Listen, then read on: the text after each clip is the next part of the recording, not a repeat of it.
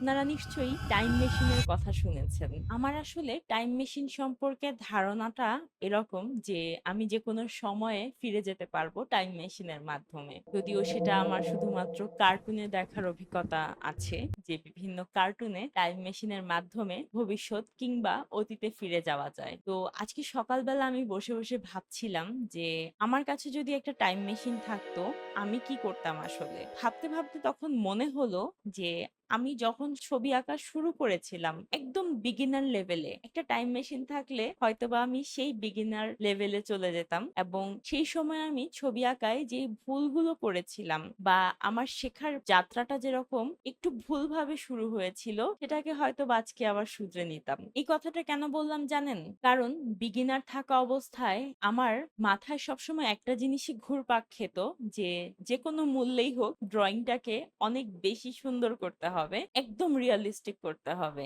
আমি শুধুমাত্র সুন্দর ড্রয়িং গুলো বানানোর চেষ্টা করতাম আর সেই ড্রয়িং গুলো অসুন্দর হলে হয়তোবা কাগজটাকে ছিঁড়ে ফেলতাম। কিন্তু মন থেকে কখনো আসলে ড্রয়িং বিষয়টা কি সেটা হয়তোবা বোঝার চেষ্টাই করিনি। আমি ভাবতাম রিয়েলিস্টিক পেন্সিল স্কেচ মানেই হয়তোবা অনেক বেশি ডার্ক, অনেক বেশি লাইট, অনেক বেশি পারফেক্ট টোন কিংবা পারফেক্ট লাইন। কিন্তু এখন আসলে বুঝি রিয়েলিস্টিক ড্রয়িং শুধুমাত্র পারফেক্ট লাইন কিংবা পারফেক্ট ডিটেইলিং দিয়েই হয় না, অবজারভেশন দিয়ে তৈরি করতে হয়। আমি যদি আবার শুরু থেকে শুরু করতাম তাহলে হয়তো বা একটা পেইন্টিং এর শুরুতেই ডিটেলস এ না গিয়ে দেখার অভ্যাসটা তৈরি করতাম। আমি লাইট শেডস অবজার্ভ করতাম কিংবা যে কোনো একটা সাবজেক্টের শেপস গুলোকে অবজার্ভ করে তা খাতায় ধরার চেষ্টা করতাম। শ্যাডো গুলো কোথায় সফটলি দিতে হবে আর কোথায় একটু হার্ডলি দিতে হবে সেই বিষয়টা হয়তোবা বোঝার চেষ্টা করতাম। একটা জিনিস তো ডেফিনেটলি করতাম, সেটা হচ্ছে র্যান্ডম প্র্যাকটিস করা বন্ধ করতাম। কারণ যখন বিগিনার ছিলাম তখন শুধুমাত্র আমি রেফারেন্স সাবজেক্টগুলোকে কপি করার ট্রাই করে যেতাম। আর আগে তো একটা অভ্যাস ছিল আমার যে একটা ছবিকে শেষ করা সেটা কেন ভালো হচ্ছে কিংবা কেন ভালো হচ্ছে না সেটা বোঝার জন্য কোনো ধরনের চেষ্টাই কখনো করিনি। আজকে যদি আমি আবার সেই বিগিনার হতাম তাহলে প্রতিটা ড্রয়িং এর ফান্ডামেন্টালস গুলো বোঝার চেষ্টা করতাম, স্লোলি প্র্যাকটিস করতাম।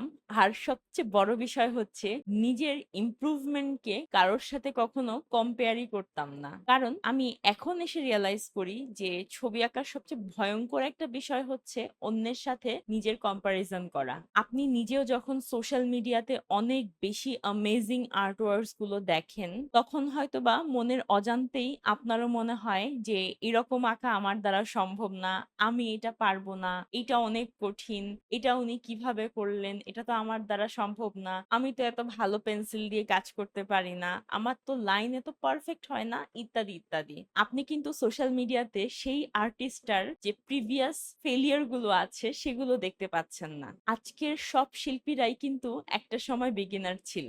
সবাই বিভিন্ন অকওয়ার্ড ড্রয়িং দিয়েই তাদের ছবি আঁকার যাত্রাটা শুরু করেছিল।